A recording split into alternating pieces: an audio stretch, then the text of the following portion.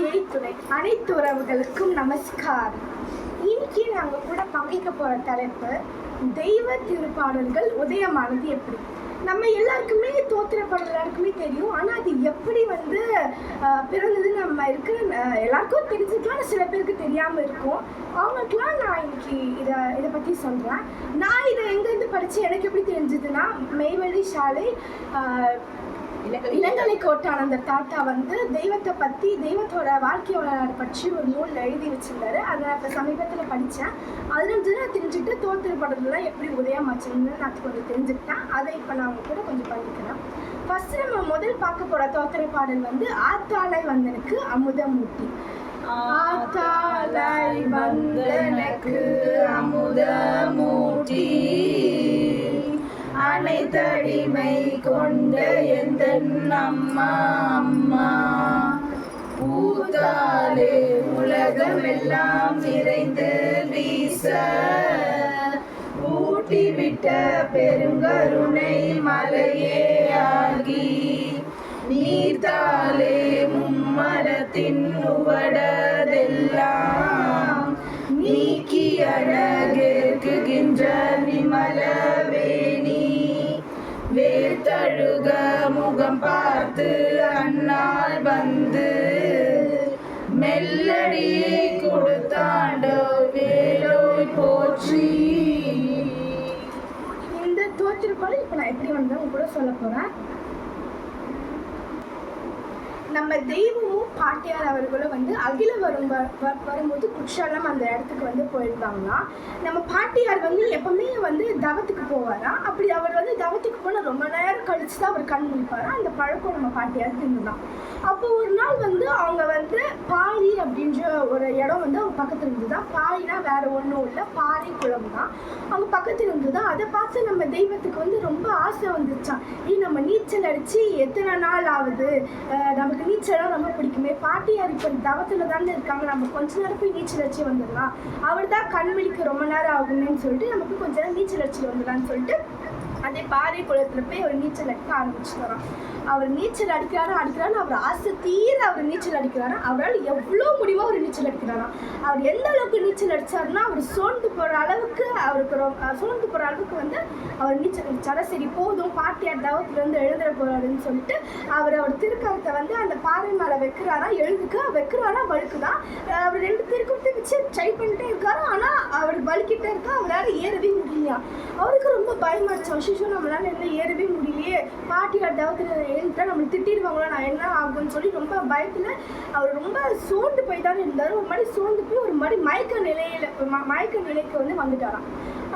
அப்படி இருக்கும்போது நம்ம பாட்டியார் தவத்தில் எழுந்துட்டாங்களாம்.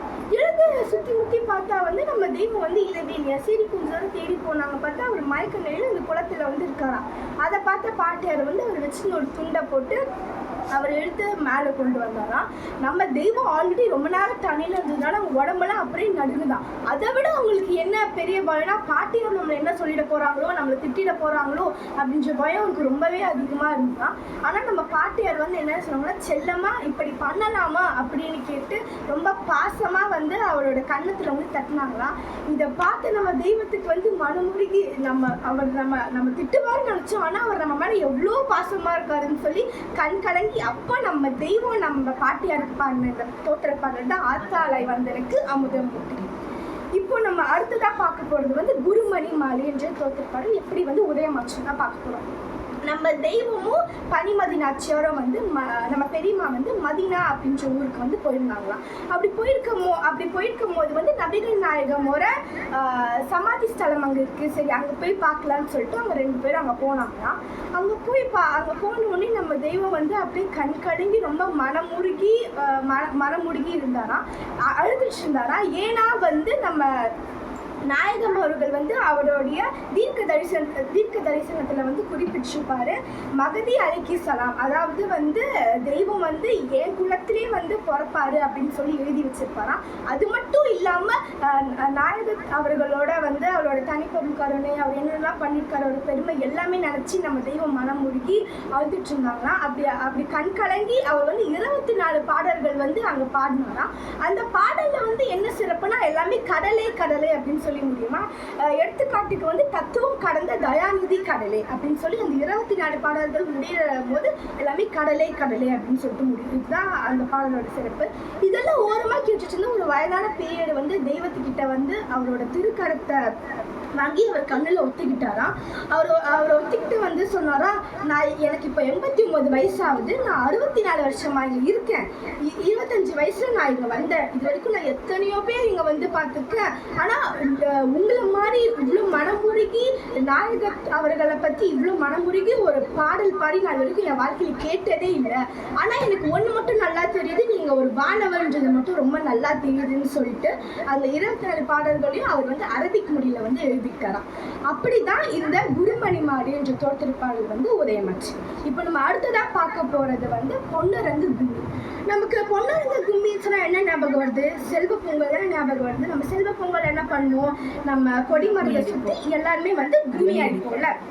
அதே மாதிரி தான் முன்னெல்லாம் வந்து என்ன பண்ணுவாங்கன்னா வந்து ஆண்கள் எல்லாம் வந்து கைக்குட்டை ஒயிலாட்டம்லாம் ஆடுவாங்கன்னா அப்போ வந்து தன ஆனந்தின்னு சொல்லிட்டு நம்ம தெய்வத்துக்கிட்ட வந்து ஒரு கோரிக்கை வச்சாங்கன்னா இந்த மாதிரி எல்லா நூல்கள்லேயும் வந்து ஒரு கும்மி பாடல் இருக்குது. எடுத்துக்காட்டுக்கு வந்து திருவருட்பால் கூட நமக்கு கும்மி பாடல் இருக்குது. எங்களுக்கும் ஒரு கும்மி பாடல் வந்து நீங்கள் ஏற்றி கொடுங்க தெய்வமே, ஏற்றி கொடுத்தா ரொம்ப நல்லாயிருக்கும் அப்படின்னு சொல்லி நம்ம தெய்வத்துக்கிட்ட தன ஆனந்தி அப்படின்னு ஒருத்தவங்க அவங்க வந்து கேட்டாங்கன்னா இதை கேட்டு நம்ம பெரியம்மா வந்து என்ன பண்ணாங்கன்னா ஒரு கும்மி பாடல் வந்து இயற்றி கொடுத்தாங்கன்னா இந்த பாடல் வந்து 1940 அந்த ஆண்டு வந்து பிரிண்ட்டுக்கு வந்தது, அச்சிட வந்தது.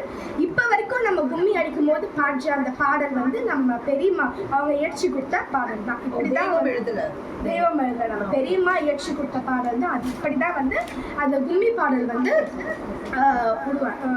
தோன்றுச்சு. இப்போ நம்ம அடுத்ததா பார்க்க போறது வந்து வாதக்கற்பம். இந்த நம்ம தெய்வத்தோட புகழ் பெருமை எல்லாமே வந்து அப்படியே ஊரா ரொம்ப அப்படியே பரவ ஆரம்பிச்சது. அப்ப வந்து சிவகங்கை அரண்மனையிலேருந்து நம்ம தெய்வத்துக்கு வந்து அழைப்பு வந்தது, வாங்க அப்படின்னு சொல்லி.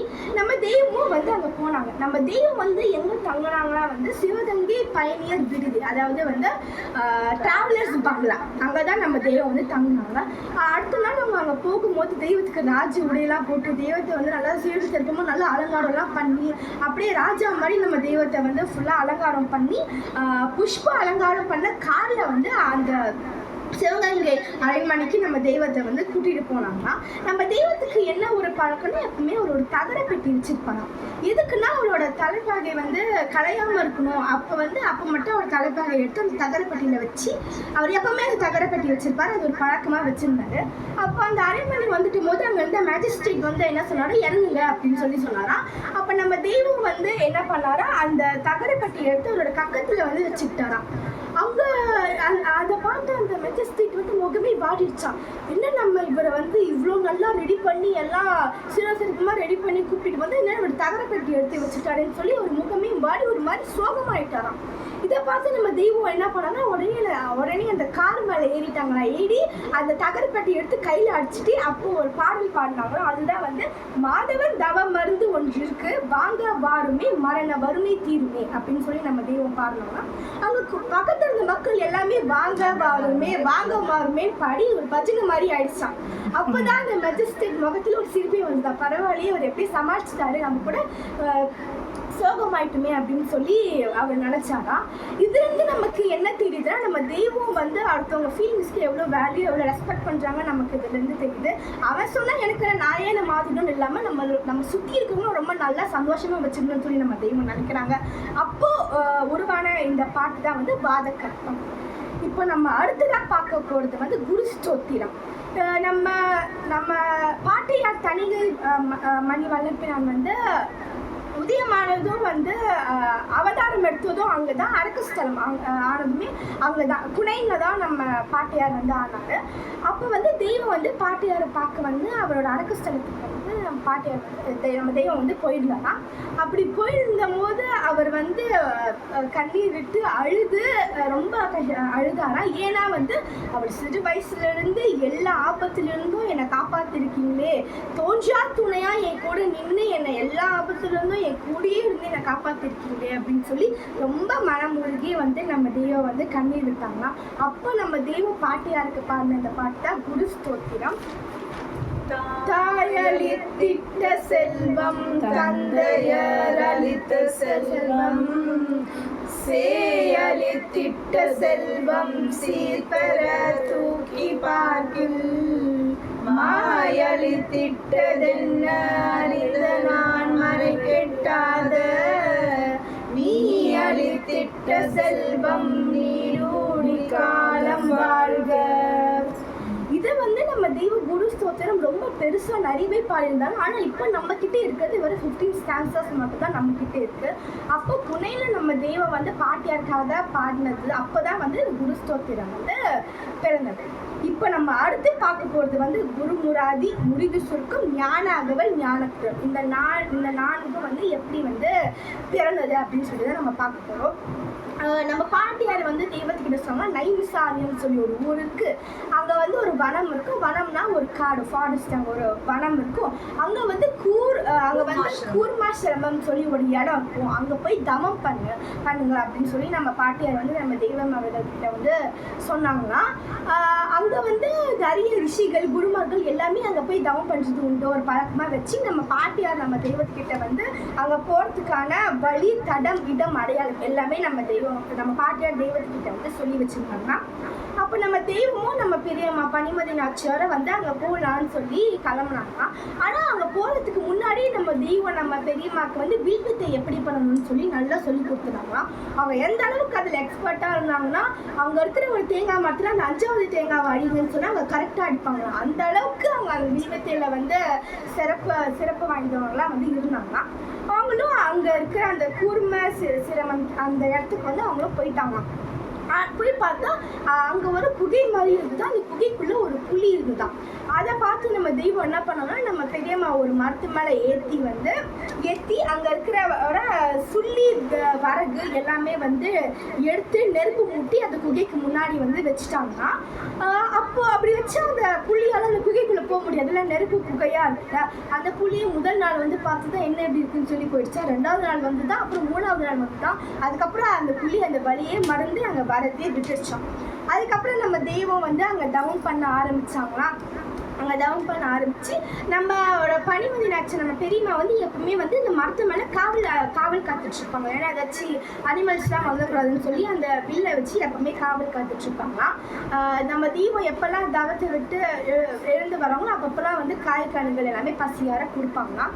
அப்படி போயிட்டு இருக்கும்போது ஒரு நாள் நம்ம பெரியம்மா வந்து தெய்வத்துக்கிட்ட கேட்டாங்கன்னா, வந்து அரிசி வந்து பசியாருன்னா நல்லா இருக்குமே அப்படின்னு சொல்லி சொன்னாங்க. நம்ம தெய்வம் என்ன பண்ணாங்கன்னா, அந்த காட்டுக்குள்ளே போய் அரிசி அன்னம் பசியாக நல்லா இருக்கும். நம்ம பனிமதி நாச்சியார் தான். அப்போ வந்து நம்ம தெய்வம் என்ன பண்ணாங்கன்னா, அந்த காட்டுக்குள்ளே போயிட்டு மூங்கில் அரிசி எடுத்துகிட்டு வந்து அதை வேக வச்சாங்கன்னா, வேக வச்சு அங்கே மரத்தில் இருக்கிற இலைகள் எல்லாம் எடுத்து எது புளிப்பாக இருக்கும் எது காரமாக இருக்கும் அப்படின்னு சொல்லி எல்லா சுவைகளும் பார்த்து அதில் பிழிஞ்சி வேக வச்சு நம்ம பெரியம்மா கிட்ட வந்து கொடுத்தாங்களாம். அதை பார்த்த பெரியம்மா வந்து அதுக்கப்புறம் எப்பவுமே எனக்கு வந்து அரிசி எண்ணம் பசியாகணும் ஆசையாக இருக்குன்னு எப்பவுமே சொன்னதே இல்லை. ஏன்னா அவங்க கூட இருந்து பார்த்துருக்காங்க, எவ்வளோ கஷ்டப்பட்டு அவர் அவங்களுக்காக கொடுத்துருக்காருன்னு சொல்லி அதுக்கப்புறம் அவங்க எப்பவுமே கேட்டது இல்லையா. அவங்க வந்து அந்த நைமிசாரண்யம் அந்த இடத்துல வந்து 1 வருஷம் இருந்தாங்க. அவங்களுக்கு எப்படி அந்த 1 வருஷம் தெரியும்னா, அவங்க அங்கே தவம் பண்ண போனப்போ அங்கே வந்து மகிழம்பூ வந்து பூத்து இருந்தது அந்த மரத்தில். அதே மாதிரி அவங்க தவம் பண்ணி முடிக்கிறப்பவும் அந்த மகிழம்பூ வந்து பூத்து இருந்து அதை வச்சு நம்ம சொல்லலாம் அவங்க வந்து அங்கே 1 வருஷம் அவங்க தவம் பண்ணியிருக்காங்க. அப்படி நம்ம தெய்வம் அவங்க 1 வருஷம் தவம் பண்ணும் போது தான் அப்போ தெய்வம் நம்ம இயற்றிய அந்த பாடல்கள் தான் வந்து குருமுராதி, முரிது சுருக்கம், ஞான அகவல், ஞானக்குரல். அப்போ தான் நம்ம தெய்வம் வந்து இந்த பாடல்களை எல்லாமே வந்து இயற்றிருக்காங்க. இப்போ இது வரைக்கும் நம்ம என்ன பார்த்துருக்கோம், ஆத்தாளை வந்தனுக்கு அமுதம் ஊட்டி, குருமணி மாலை, பொன்னரங்க கும்மி, அதுக்கப்புறம் வந்து வாத கற்பம், குரு ஸ்தோத்திரம், அப்புறம் குருமுராதி, முரிது சுருக்கம், ஞான அகவல், ஞான குரல்.